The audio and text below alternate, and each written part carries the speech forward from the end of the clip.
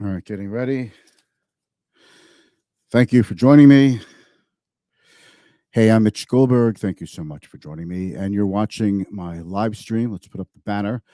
This is called Be the Boss of Your Money. I do this every Monday through Thursday at 4:30. It's a live stream. What it really is, it's about helping you take control of your money uh, with me, helping you find resources, being a resource to you, information, letting you know what's going on in the world, right? World of the economy, politics, finance, all of these things kind of come together and shape the markets and shape our view. And to a very large extent, to a huge extent, shapes our emotions. And that's what the show is about. We try to take the emotion out of it. We do take the emotion out of it. I mean, if you're emotional about something, it's really hard to take you out of that emotion in a live stream. But if you really need to speak with me one on one, if that would help, you know you could call me for anything. Okay. 516 818 0338. 516 818 0338. That's my cell. You're always welcome to give me a call. Human being first. You know what I mean? So the market took a heck of a dump at the end of the day, and it was like a moderately weak day because the big inflation figures are coming out tomorrow. That's the whole ball of wax right now, the inflation figures. So uh, by the end of the day, investors are starting to freak that the inflation figures tomorrow could come in very hot, well above expectations. And it just, that would just reinforce a very aggressive Federal Reserve in raising rates. And it's just more things to squash the economy. So I want to give you in a very, succinct, quick, easy way to understand exactly what's happening with interest rates, inflation, the economy, and the stock market. And I think I could put it all together in like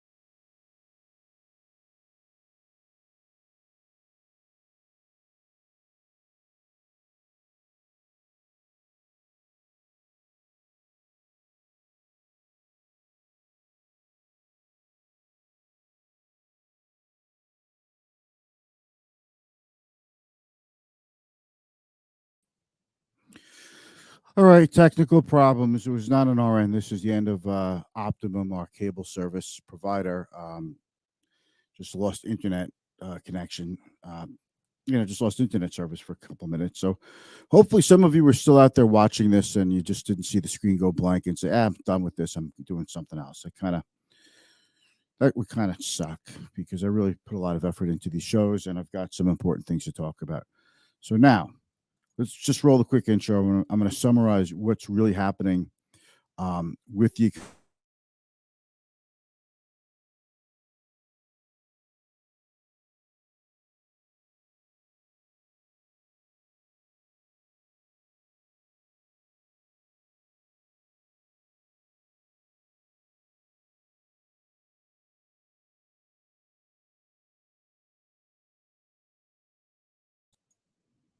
All right. Hopefully the signal is a little bit better. Hey, Jay is still there. Still here, brother.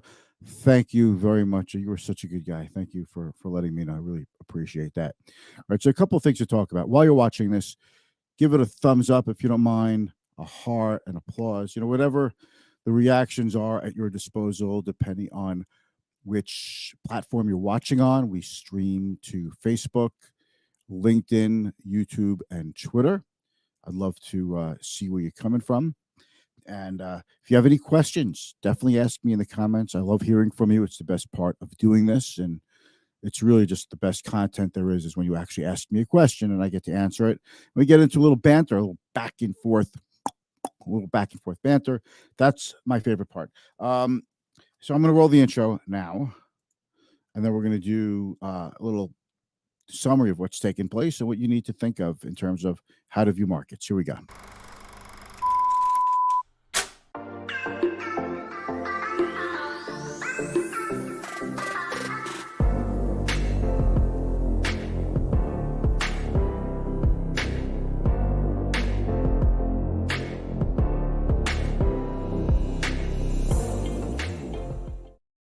Okay, we're back, and it looks like everything is working. The internet service is back up. That happens like once every 2 or 3 months. I lose internet service, and it's odd that how it's always at like 4:30, 5 o'clock. Incredibly annoying. It is a bit of a heat wave outside on Long Island. It's really hot out, and I don't think anyone expected it to be this hot. I actually thought we were going to get some rain today. It's a beautiful day, nevertheless. I want to show you what I did this morning. Here, I'll show you a quick picture. Okay. Here, this is me. Let's see if I can make this a little bigger. I can't make that part of the picture any bigger, but I'll put my face over here. All right. So I was outside. Do you see what this says over here in the sign? The black course is an extremely difficult course, which we recommend only for highly skilled golfers. So if you don't know where I was and you're not from my local area, or if you would know, if you're an avid golfer and you watch a lot of golf on TV, you know where I am. I'm at the Bethpage Black course, overlooking the tee box to the first hole. A few things you should know. First of all, to play this course, you basically have to have like billy goat genetics, because you have to be a billy goat to walk the course. The second thing you should know is you have to walk the course. They don't allow carts on the course. They do have caddies, and that's cool. Most people I know do not use a caddy, but playing that course is grueling, and it's hot out today. But that's where I'm standing, right by that sign. You see that sign on TV every time they have a PGA stop there, and they've had a few U.S. Opens. They had a President's Cup there. I think that a Ryder Cup there. It's like an insanely difficult but famous course in central Nassau County, Long Island. Easy on the I wrote here, easy on the grip, avoid sand traps, and invest for the long term. They also have a beautiful clubhouse where they have events, and I was at an event this morning for the Financial Planning Association. So I figured, what better time than to take out a cardboard sign and make a picture, right? So I was learning about the latest and greatest in wealth management, Medicare planning, and a few other tidbits of information that I think are going to come handy. So that's what I did today. It's not the only thing I did today, but it was the morning. I got back to the office like 1 o'clock. So yeah, what happened? The market looked like it was off a little bit. It wasn't such a bad day, kind of quiet, Thursday afternoon, summer. But then things just started to bomb at the end of the day. Just stocks just were being tossed over the side like crazy, just this massive wave of selling. And the closer we got to the close, the worse it got. The CPI numbers, the Consumer Price Index, is coming out tomorrow. And usually the most important statistic is the employment reports. Every month we got the employment reports called the non-farm payroll figures from the Department of Labor. But lately lately the CPI, the Consumer Price Index, is really the big number that investors are watching out for, because it's all about inflation. It's all about tightening, interest rates, the Fed tightening. We'll talk about what that means in a moment. But ultimately, you see how you are just getting slammed every time you spend money. You go out to eat. When I went out to eat at a restaurant near me that I've gone to so many business lunches. It's a really cool restaurant right near my office. Great place to meet people. And I haven't been there since like right before the pandemic. So I went back a couple of times, and to see the prices from then to now, it's like you're looking at the menu like, holy cow, I cannot believe how much. But you see it at the supermarket, you see it at the gas station. Uh, what happens is if inflation goes up a lot, and you're seeing this happen now, it shows up in the retail sales figures that consumers are still spending. You say, well, retail sales are still strong. Consumers continue to spend and shop, and it must mean the consumer is in strong shape, and that's our big advantage heading into this inflation cycle. That the consumer is in strong shape, and they could take it. We could take higher food and energy prices and everything else higher. Okay, that is so flawed. It is so. I don't want to mince words here. That is really a bad view, a bad analysis. It's faulty, and you should know why it's faulty. Okay. So by the way, Tom Moran, I see you out there. Thank you very much, buddy. It's faulty because the reason retail sales or spending is holding up is because prices in general up. That's what happens in an inflationary environment. If you're going to spend $100 on stuff at the supermarket, now you're spending 130. As an example. Okay. So even if you don't buy as much stuff and you put some things back so you have fewer things in your cart when you check out, you're still spending the same or more money dollar wise on a nominal basis because of inflation. That does not mean the consumer is stronger. It means the consumer is getting less and less for her money. The consumer has to put things back. The consumer is making choices in terms of quitting the gym, not updating clothing, skipping a vacation, all right, not doing a home extension, all kinds of things that we have to make up our minds on. It's demand destruction when you start buying fewer things and fewer services because demand is going down.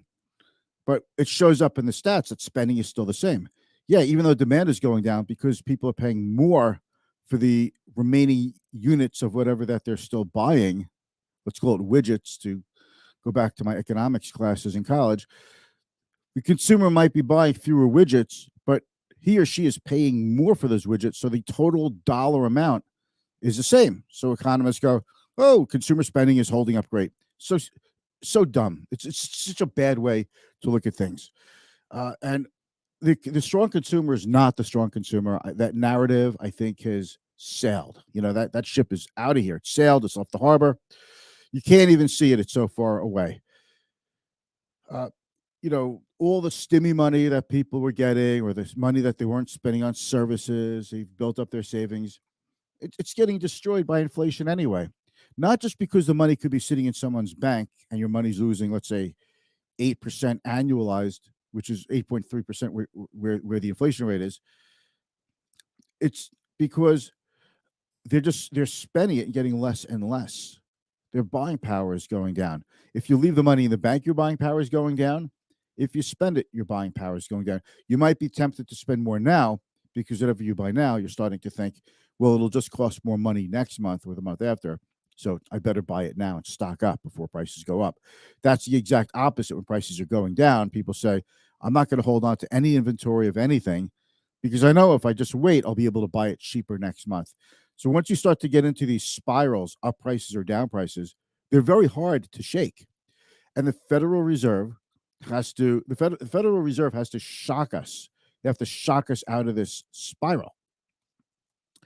So for a long time, they tamped down interest rates, did quantitative easing, printing of dollars, buying of bonds, just creating dollars out of thin air, making dollars worth less to get people to just start spending and get inflation back up a bit. Well, inflation is up more than a bit, and And now they've got to tamp that down. The Federal Reserve, that's who's got to tamp that down. So here's the summation of everything. Even though we're having supply shortages, uh, supply disruptions, even though we're having these, and that's part of the reason why there's so much inflation, why it's so pervasive. It's high prices, it's inflationary.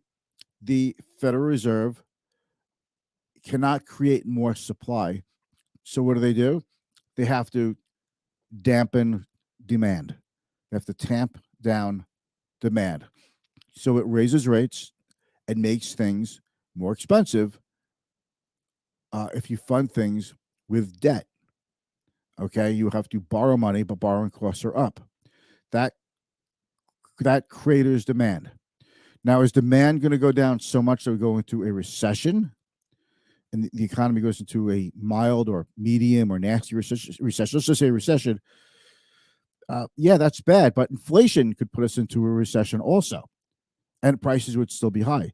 So if we can't do anything about supply, then we have to do something about demand. That's what the Fed is saying. It's a very painful process, and people treat it very mildly, very lightly, because they think, well, you knock down inflation a little bit, but not so much that we're going to a recession. I don't think it's I think that's expecting too much. This is not like a neat surgical procedure. Interest rates is a very blunt instrument to affect the economy. And I've said this before. You've heard me say it right here. I do think we are in a recession right now. I think by the time the experts call it, you will have seen that we already started a recession. And by the time they do call it, we'll probably be out of the recession.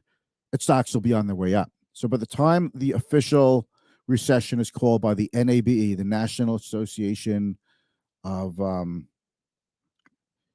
Board of Economists, I forget the NABE. By the time they call it, you're going to want to be buying stocks, in my opinion. We'll see how it goes. I'm not saying we have to do that, but this is the way it's always worked, and I don't think it's going to start working any differently.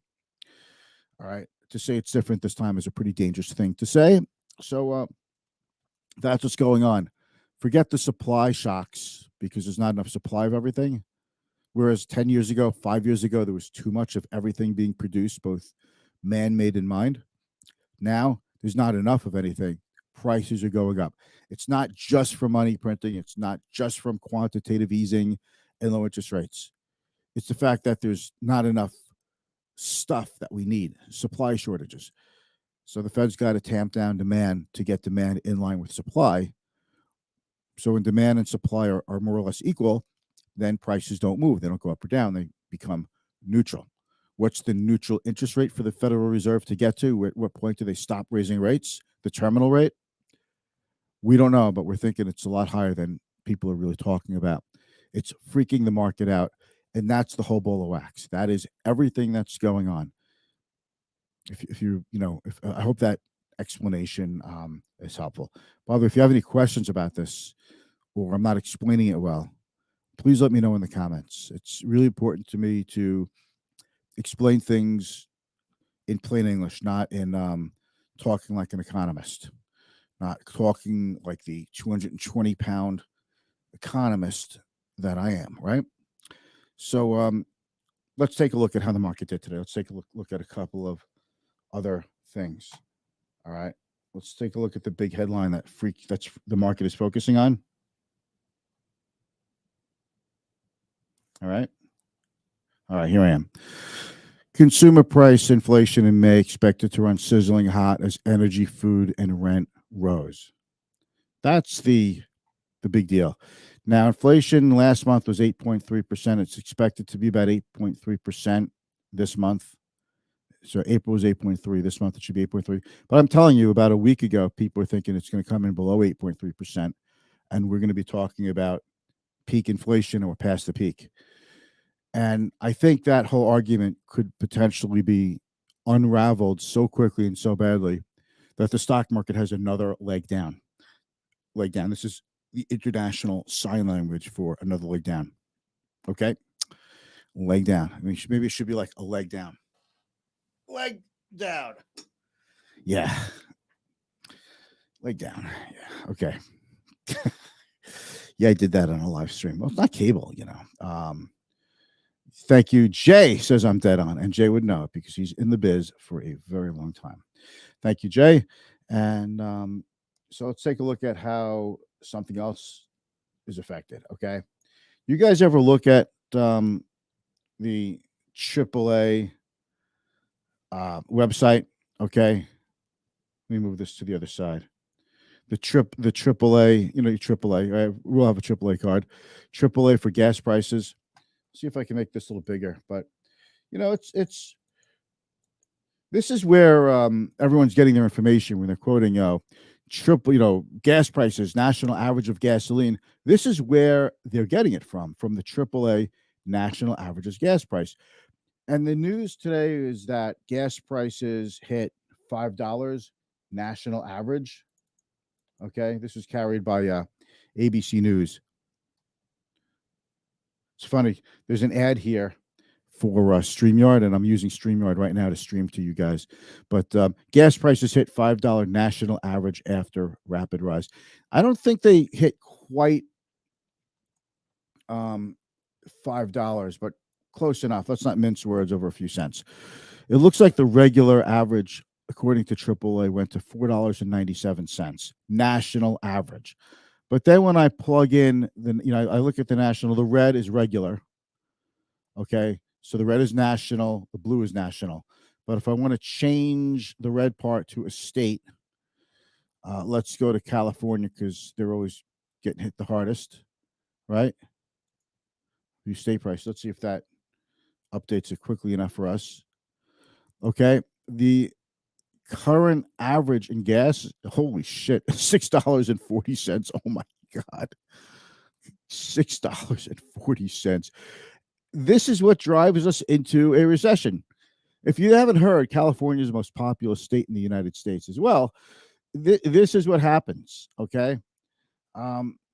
This is by county. It's really, you could really get specific in this website.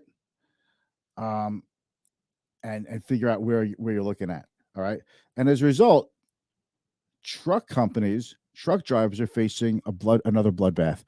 You see, the spot price for truck freight has dropped because there was so many truckers getting into on-demand delivery because we just needed goods rapidly, and that was during the pandemic.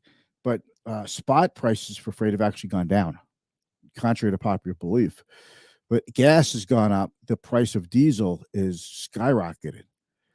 It's funny, once in a while, not funny, sad. Once in a while, you see gasoline go down in price, but diesel never seems to go down. There's a shortage of diesel. A lot of truckers are facing bankruptcy. Another knock to freight prices. So, we lose supply of truckers, freight prices start to go up, right? So that's another thing that people are worried about that they're watching. All right, so let's take a look at the boards. I'll pop myself over here. All right, so the Dow is down 638, almost 2%. NASDAQ down almost 3%, down over 300 points. That's a pretty big drop. S&P down almost 2.5%, down about almost 100 points. Gold is down. It's so odd that gold just never does anything with inflation. Gold was always an inflation hedge for my entire career and for the millions of years before. Millions of years. Yeah, because we've been following inflation numbers for millions of years. For the last, 6,000 years, okay? Oil down 81 cents. Still over 120, though, so don't get too excited that oil prices went down. And the 10-year yield, the 10-year treasury yield, you see that? 304. This is a cycle high for now. So this is the highest it's been since the first time in years that the 10-year treasury broke 3%. About a month ago, 3 weeks ago, it's even a little higher than that, and the VIX was up to 26. That's the volatility index. When that goes up, it means professional managers, money managers, they smell trouble. Okay, so got nice. I like this. A nice long comment here from my friend Phil. Agree with all you have said, but you are tiptoeing around the main cause of all of this. Biden's insane policies, unfortunately, no easy fix.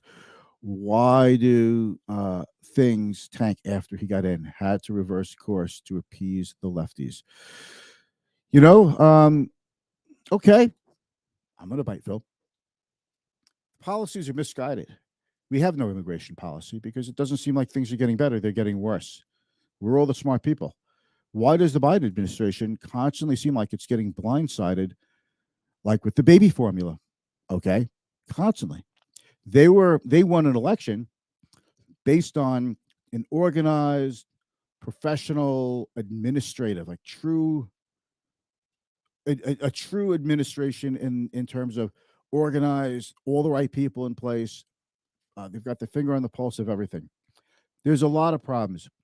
I can't blame every single thing on one administration that's been in power for I don't know, a year and a half. There is a lot of things that were building up to this, and we could go back many administrations to figure out uh, where things went wrong. But these problems we're having are problems on top of problems on top of problems. Things are cyclical, and sometimes things seem like they're getting better, but really it's just part of a cycle that's part of a overall trend that is getting worse. However, um, people don't feel that they're getting solutions to this. People don't feel that they're receiving an active solution. Like, okay, things suck, but at least they're doing something about it. And I'm confident that that'll work. I'm willing to hold on a little longer because of that. And we're not getting that. And there's a feeling we're not getting that. And I don't know how you could debate it. I mean, this is why every single poll shows you that Democrats are going to get crushed in the midterms. Things could change. But this is what the polling shows, and I think it reflects a lot of things. But when consumers are pissed, there's high inflation or a weak economy, and statistically, we're not in a weak economy. But from what I'm seeing, things are heading there. Like first-time unemployment claims were higher than expected. Job openings are actually starting to go down. They're starting to be withdrawn. I think we're past the initial which I think we're past the initial how do I say the initial boom after people get back to living. The pandemic is over. We're traveling, you know, we're having experiences, right? So I think once we get through that initial boom, people are going to look and say the cost to fill my tank up is, 4 or 5 times to go on a long road trip is insane. The cost of the hotel is going to be insane. The cost to fly is insane. I'm just going to stay home and go on a hike because it's like the only thing that doesn't cost any money now. I mean, that's I think that's the state of consumers, which is why I think we're in a recession, and I think the statistics will show it. It's hard to say that we're having one set of issues, good or bad, when the statistics don't show it. But we could debate that more. Okay, I've said my piece. Thank you very much, and that's that. I want to take a look at the yield curve. Let's take a look at treasuries. All right. The treasury rates are up almost across the board. They're down slightly for the 20 and 30. And I mean slightly, and I mean nobody cares about the 20 and 30-year. This is the only thing people really care about. They care about the 10-year, the yield in the 10-year, which is at a cycle high right now. They care about the 2-year. Okay. That's what you always hear about the 2s and 10s. That means the 2-year versus the 10-year treasury. And they care about maybe, the 1 month. That's what people are really looking at. So yields across the board are going up. It's killing the market. If interest rates go up, if you know how we value companies, we say a company's earning X amount of dollars or at X price, it's worth this amount. But then you say, but they could make a lot more money down the road. So we have to give them a little bit of a premium. We have to give that stock a little bit of a premium because of our optimism that things are getting better, that the company will do even better down the road. So there's a premium built into a stock that is the value of their future earnings. Okay. And if you think a company's going to be doing worse in the future, then you discount that and you say, yeah, they're making X amount now and they've got this valuation metric and we think the stock is worth this.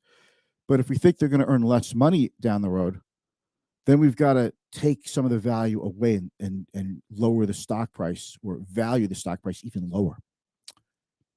Okay, that's how that works. When interest rates are low, long-term treasury yields like the 10-year yield, future earnings that expected future earnings, because we don't know what the earnings are going to be.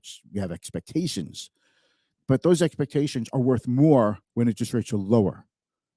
When interest rates are higher, those future expectations become worth less. Therefore, you mark down the prices of stocks, and that hits companies that are valued more on expected future earnings, like technology, biotech, hot growth companies, that sort of thing. If you want to know how it works, okay. So I wish I said all that without the bond yield on the screen, because this was good stuff for a snippet.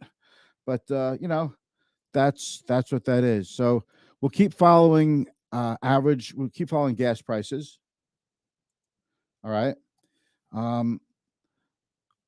Let's see if I can find another state. I think the screen is a little too big. I have it blown out a little bit.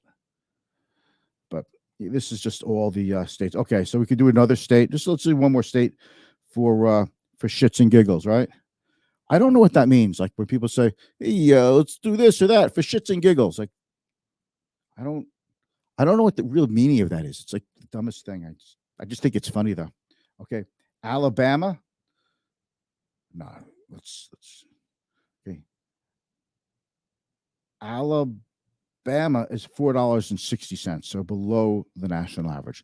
So it all depends where you live. Not every state is going to be the same.